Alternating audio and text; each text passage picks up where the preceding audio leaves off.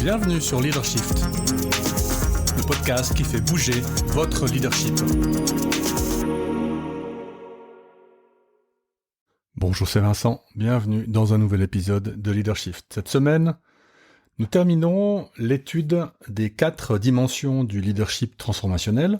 Donc, vous vous souvenez, influence idéalisée, motivation inspirante, stimulation intellectuelle, et celui de cette semaine, ou celle de cette semaine, considération individualisée. Alors, qu'est-ce que ça veut dire, considération individualisée ? Eh bien, c'est une dimension dans laquelle les leaders montrent un intérêt sincère pour le développement des personnes, développement personnel et professionnel. Par un certain nombre d'outils comme le mentoring, l'encadrement individualisé, la reconnaissance des besoins des personnes, on essaye de considérer les collaborateurs, les collaboratrices comme ça paraît être bizarre à dire, mais comme des humains à part entière. Il peut y avoir, dans certaines industries ou dans certaines entreprises, la notion que j'ai 4 monteurs électriciens, et ben c'est 4 monteurs électriciens. Non, c'est Jean, Jacques, Paul et Maurice, pour prendre des prénoms tout à fait à la mode. Donc ce sont 4 personnes différentes avec des besoins différents, alors qui partagent certes peut-être une formation de base ou certains intérêts de base, mais ce sont des personnes différentes qui fonctionnent de manière différente, avec des intérêts, des motivations différentes. Donc la considération individualisée, c'est une marque de respect et d'intérêt pour l'individu qu'on a en face de soi, et pas simplement pour les 2 mains et les 2 pieds et le cerveau qui nous seront utiles en tant que manager ou en tant que responsable. Vous voyez entre parenthèses que cette considération individualisée est un des obstacles qu'on opposera au pseudo-leadership transformationnel des tyrans et des dictateurs qui ont tendance à considérer les gens comme faisant partie d'une masse ou d'un groupe. Et donc le gourou n'aura que très peu de considération individuelle. Il aura de la considération, mais pas forcément, ou en tout cas pas souvent individualisée. Alors, personnages célèbres qui sont reconnus pour avoir démontré cette considération individualisée. Le premier, c'est Satya Nadella, qui est donc le PDG de Microsoft, qui est connu pour son style de leadership empathique et l'importance qu'il accorde à la compréhension des gens, de leurs besoins, etc. Deuxième exemple de personnage célèbre, Galadriel, qui est donc personnage fictif, une femme fictive du Seigneur des Anneaux, et qui peut incarner la considération individuelle, parce qu'elle s'attache à connaître chaque personne individualisée. Donc, si vous vous souvenez, d'ailleurs, elle offre un cadeau individualisé à chacun des membres de la communauté de l'anneau avant qu'il quitte la Laurienne. Dernier personnage qui est connu pour sa considération individualisée des personnes, Oprah Winfrey, qui est alors dans un autre domaine complètement évidemment, mais qui a utilisé sa plateforme pour donner une voix à différents types de personnes avec chaque fois. Alors évidemment le cadre favorise cette considération individualisée puisque c'est un entretien, un interview, mais elle est connue pour s'intéresser en fait vraiment, je dirais authentiquement aux personnes qu'elle a avec elle dans son émission. Alors, quels sont les outils et les pratiques qui permettent de mettre la considération individualisée à disposition des collaborateurs et des collaboratrices ? Alors, il y en a 3. Le premier, c'est le mentorat et l'encadrement individuel. Le deuxième, c'est la reconnaissance des contributions individuelles. Le troisième, développement d'une culture de soutien. On les prend les 3 dans l'ordre. Mentorat et encadrement individualisé. Mais je dirais c'est presque un outil à part, j'aurais pu le mettre à part, mais je l'ai mis dans mentorat. L'écoute active est fondamentale pour une considération individualisée. Vous ne pourrez jamais considérer les gens ou montrer de l'intérêt pour les gens si vous ne les écoutez pas. Et donc prendre le temps de poser des questions, de montrer de l'empathie pour comprendre les besoins des gens, les aspirations des gens, leurs défis, c'est absolument fondamental dans le leadership transformationnel, parce qu'il n'y a que comme ça que finalement vous pouvez vous aligner à eux et eux à vous. Évaluation des compétences. Donc identifier les points forts, les points faibles des personnes pour pouvoir leur proposer des chemins individualisés d'amélioration. Ça peut être sur des outils, ça peut être sur des pratiques, ça peut être sur des comportements, de la collaboration, etc. Mais chaque personne a des besoins différents, et c'est pas parce qu'une personne est un manager ou un secrétaire ou un caissier qu'il a absolument les mêmes besoins de développement et de formation que les autres. Alors oui, ça met une certaine pression sur les ressources humaines pour livrer ces plans de développement individualisés, mais aujourd'hui, avec les outils à disposition, je crois vraiment que c'est tout à fait possible. Et donc, une fois qu'on a fait l'évaluation des compétences, on va effectivement développer des plans de développement personnalisés, en fixant avec eux des objectifs clairs, réalistes, SMART, vous connaissez ça, fournir des ressources, du soutien nécessaire pour atteindre ces objectifs, mais avec eux. Ne jamais, en tout cas pas dans le leadership transformationnel, fixer des objectifs unilatéralement.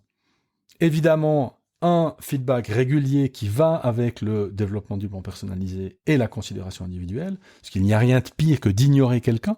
Alors on verra tout à l'heure qu'il y a le feedback positif, mais il y a ici le feedback correctif, ou le feedback négatif, ou le feedback d'amélioration. Et donc, offrir du coaching pour surmonter ces obstacles. Vous allez, grâce au feedback, leur faire prendre conscience qu'il y a des choses à changer, qu'il y a des choses à améliorer, et le coaching va venir derrière pour offrir cette considération individualisée à travers le coaching individuel, et pas à travers une série de mesures un petit peu comme des excuses. Et enfin, évidemment, encouragement et soutien, en particulier soutien émotionnel, quand c'est difficile, quand ça ne se passe pas bien. Mais de nouveau, tout ça passe par l'écoute active. Deuxième pratique de considération individualisée, la reconnaissance des contributions individuelles. Alors on va célébrer les succès, on va faire du feedback positif, on va organiser des petits événements de reconnaissance, que ce soit pour les individus et ou pour l'équipe, utiliser tous les canaux de communication possibles. Il y en a suffisamment aujourd'hui pour qu'on n'ait pas l'excuse de dire qu'on n'a pas les bons canaux de communication.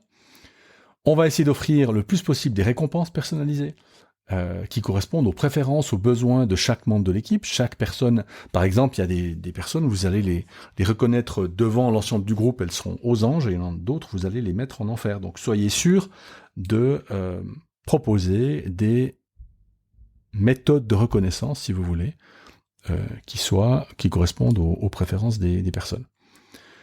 Déléguer des tâches intéressantes et visibles aux personnes qui s'impliquent. La délégation est une forme de reconnaissance de la contribution individuelle. Quelqu'un qui mouille le maillot, quelqu'un qui est dedans, eh bien, c'est une cible de délégation. Alors, en s'assurant évidemment qu'il n'y a pas de surcharge de travail, on va éviter les burn-out, évidemment, mais la délégation peut être vue comme une forme de reconnaissance de la contribution. Donc, n'oubliez pas de déléguer aux personnes, entre guillemets, qui le méritent. Dernier outil de considération individualisée, le développement d'une culture de soutien. Alors, d'abord de soutien entre les membres de l'équipe, puisque vous n'êtes pas seul à fournir du soutien, mais entre les membres de l'équipe. Donc, favoriser la collaboration. Il y a toute une série d'articles de blog sur le site internet, sur la collaboration, sur le travail en équipe, comme je l'ai appelé, en particulier au travers du partage des connaissances. Donc, créer des moments, des opportunités pour que les gens de l'équipe puissent travailler ensemble, puissent apprendre les choses les uns des autres, valoriser les compétences qui sont chez chacune des personnes. Faites la promotion du bien-être, pas en mettant des sofas et des baby-foot, mais en organisant correctement le travail de l'équipe, en créant des critères de priorisation clairs. Les personnes qui travaillent pour vous doivent savoir qu'est-ce qui est important, qu'est-ce qui ne l'est pas, en particulier. Et donc, offrez aussi des ressources et des activités pour réduire le stress.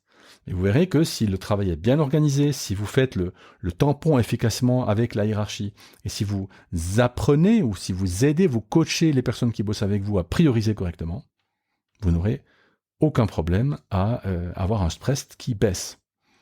Et enfin, encourager la diversité, l'inclusion des personnes, en reconnaissant, puis simplement en valorisant les différences individuelles.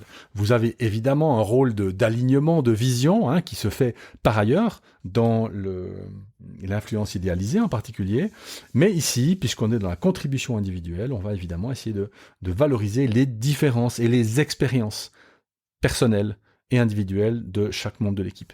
Alors ça, vous pouvez le faire évidemment dans le one-on-one, en relation bilatérale, mais faites-le aussi dans les réunions d'équipe, par exemple, en encourageant chacun à raconter ses succès, ses difficultés, ce qu'il a utilisé pour passer par-dessus certaines expériences difficiles. Ça favorise la sécurité psychologique, et vous savez, comme la sécurité psychologique est un excellent moyen de développer l'entraide et la performance de l'équipe. Donc, les outils de la considération individualisée, vous voyez que, à nouveau, pas forcément dans les grands titres de grandes révolutions, mais dans la manière fine d'apporter ces choses-là, des choses nouvelles, donc mentorat et encadrement individualisé, reconnaissance des contributions individuelles et développement d'une culture de soutien. Alors, quelles sont les limites de la considération individuelle, puisqu'évidemment, il y en a. Le premier, c'est le risque de favoritisme. Vous voyez qu'à trop vouloir coller aux besoins des personnes, il y a un risque qu'il y ait une forme d'inéquité qui se mette en place. Et donc, c'est important de maintenir un équilibre entre les personnes, et surtout de continuer à traiter les personnes de la même manière, de manière équitable. Ça ne veut pas dire donner à tous la même chose ou donner à tout le monde les mêmes tâches, mais ça veut dire traiter les personnes de la même manière, par exemple, en termes de communication. Si je dis quelque chose à un qui concerne toute l'équipe, je dis la même chose à tout le monde. Si j'ai des opportunités de délégation, eh bien si j'ai 2 bons performeurs, je délègue aux 2 et pas à un plutôt qu'à l'autre parce que je le préfère, par exemple. Donc, risque de favoritisme. Deuxième limite de la considération individualisée, ça va vous prendre du temps et des ressources. Donc, ça peut être très chronophage d'offrir du mentorat, du coaching, mais vous devez trouver l'équilibre entre, d'un côté, les besoins individualisés et les exigences organisationnelles, puisque c'est là que vous aurez le meilleur de ces équilibres, vous donnera la meilleure performance. Puisque vous allez coller un maximum aux besoins individuels, tout en assurant les exigences organisationnelles, ce que vous demande la hiérarchie en particulier. Et puis enfin, dernière limite, mais pas des moindres de la considération individualisée, la dépendance excessive. Vous voyez que ça peut, mais on revient un peu à ce qu'on disait dans le leadership charismatique, dans la partie influence idéalisée. Vous devez être très attentive à ce que les gens ne dépendent pas de vous en termes de soutien, en termes de mentoring. Dans le mentoring et dans le coaching, vous allez devoir les aider à s'autonomiser, à se créer des moments où ils réfléchissent seuls, sans vous. Et ce n'est pas facile à faire, puisque quelqu'un qui s'attache à vous et qui dépend de vous est une forme de reconnaissance pour vous et votre travail. Et donc là, on va par contre, malheureusement, développer des relations qui ne sont pas saines. Et donc, vous devez être très, très attentif et attentive à ne pas laisser les gens devenir dépendants de vous. Et vraiment à travailler cette autonomie. Voilà, nous avons étudié ensemble la 4e dimension du leadership transformationnel. La semaine prochaine, on va faire le résumé, on va voir qu'est-ce qu'il y a comme perspective, peut-être comme difficulté à mettre cela en place au niveau des organisations en particulier. Et j'espère que cette série, d'ailleurs, sur le leadership transformationnel, vous aura été utile. À la semaine prochaine. Ciao.